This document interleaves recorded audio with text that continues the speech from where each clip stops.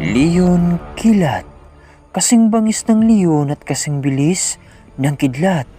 Bayaning Cebuano na nakipaglaban sa mga Espanyol. Kung nais mo ng mga ganitong klaseng talakayan at matuto sa mga makabuluhang kasaysayan, halina't sama-sama nating alamin. Ako muli ang inyong kaprimo at ito ang aking kwento.